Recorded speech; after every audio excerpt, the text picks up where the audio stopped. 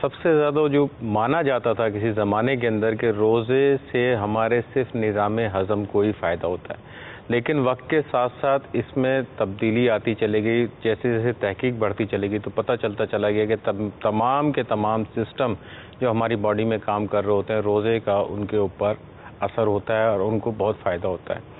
مثال کے طور پہ اگر ہم نظام ہضم کی بات لیتے ہیں تو نظام ہضم جو ہے بیسیکلی ہمارا منہ سے سٹارٹ ہو جاتا ہے، جس میں غدود شامل ہوتے ہیں، آپ کے لعاب شامل ہوتا ہے، دانت ہیں، نالی ہے، معدہ ہے، آنتیں ہیں، جگر ہے، لبلبہ ہے.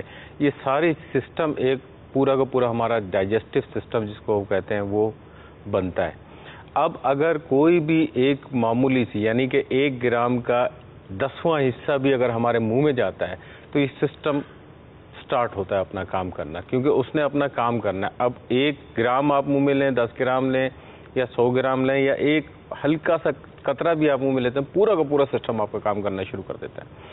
تو آپ جب یہ پورا کا پورا سوئچ آن ہو جاتا ہے، ایک سوئچ آن ہو جاتا ہے اور وہ پورا نیچے مشینری چلنی شروع ہو جاتی ہے، پوری کی پوری شروع ہو جاتی ہے، سارا کا سارا کام شروع ہو جاتا ہے. کیونکہ آپ نے اسٹارٹ منہ سے ہی لینا ہوتا ہے، لعاب بنتا ہے، لعاب سے پھر وہ معدے میں جاتا ہے، آنتوں میں جاتا ہے، آنتوں سے پھر وہ جگر کے اپنے سسٹم ہوتے ہیں اس کے اوپر جاتا ہے. جبکہ روزے کے اندر جب ہم فاسٹنگ پہ ہوتے ہیں، تقریباً 16-17 گھنٹے کی فاسٹنگ پہ ہوتے ہیں، تو اس کے اندر آپ کو اس پورے سسٹم کو ایک ریسٹ مل جاتا ہے. 16-17 گھنٹے ڈرا تو نہیں ڈاکٹر صاحب، 11-12 گھنٹے تک رہو نا. مختلف جگہوں کے مختلف ٹائم ملتے ہیں. جیسے بدقسمتی کے ساتھ ہمارے ملک میں بھی روزہ نہ رکھنے والوں کی تعداد سنا بڑھ رہی ہے. اللہ ہدایت دے. روزہ رکھنا ہے، ہاں بھائی فرض ہے روزہ نہیں چھوڑنا. اللہ تعالیٰ کی سخت نافرمانی ہے بلا اجازت شرعی روزہ چھوڑنا.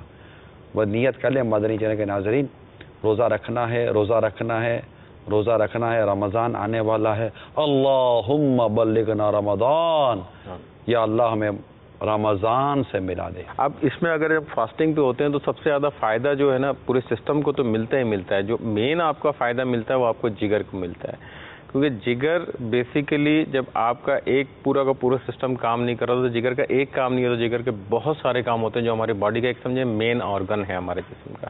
جسم کا ایک مین حصہ ہے وہ مین حصہ ہے. بیسیکلی ڈاکٹر صاحب اس کو اسٹور ہاؤس بولتے ہیں، سارے وٹامنس منرلز وغیرہ جگر میں جمع ہوتے ہیں. جی اگر جیسے ڈاکٹر صاحب آپ جیسے بیان فرما رہے تھے، کوئی ایسے مریض ہوں جن کو گیسٹائٹس ہو یا پیپٹک السر ہو، یعنی جن کو تیزابیت کا مسئلہ ہو اور سوزش کا مسئلہ ہو معدے کے اندر اور آنت کے اندر بھی، اور ایسے افراد اگر روزہ رکھ لیں تو ان پہ کیسا رزلٹ آئے گا؟ دیکھیں اس پہ جو اگر ہم اپنی زبان میں کہیں نا کہ ڈرامیٹک رزلٹ جس کو آپ کہتے ہیں کہ بہترین رزلٹ ان کو ملتا ہے، لیکن اس میں کچھ شرائط ہیں. صحیح.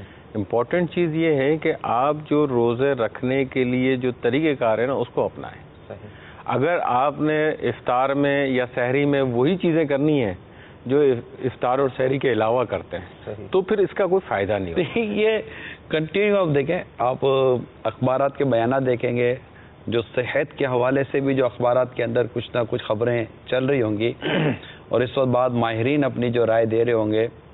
آپ غور کریں مدنی چینل کے ناظرین، آپ کو اس طرح کی اکثریت ایک مشورہ ضرور دے گی، تلی ہوئی غذاؤں سے پرہیز کیجیے گا، تلی ہوئی غذاؤں سے پرہیز کیجیے گا.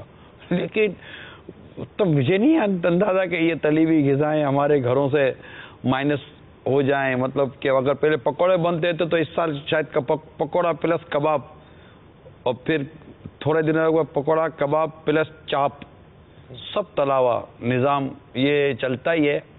اور یعنی ایسا کچھ کریں میری مدنی التجا ہے. اب الدین و نصیحہ، دین خیر خواہی کا نام ہے، حدیث پاک میں ہے.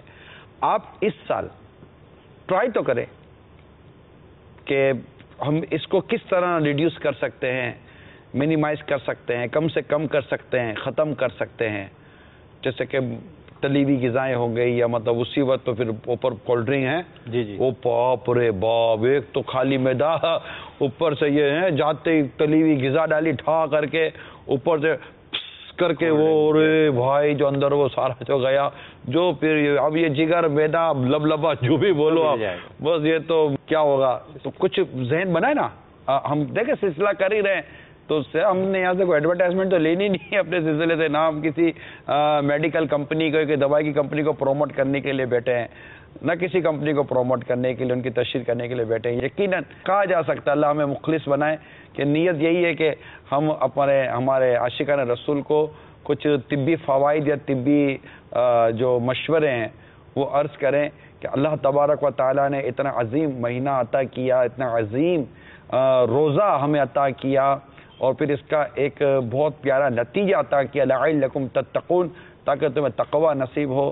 تو بہت ساری چیزوں میں ہم غور کریں کہ رمضان کا یہ مہینہ محض کھانے پینے کا مہینہ نہیں ہے، بلکہ اس کھانے پینے کے حوالے سے بھی ہمیں احتیاطیں کرنی اور گناہوں سے بھی بچنا ہے. پلیز پلیز پلیز براہ کرم مہربانی کریں اور اپنے کھانے پینے کے معاملات پر ایک گھر میں بیٹھ کر مشورہ کر لیں کہ یار اس سال کیا کرنا ہے.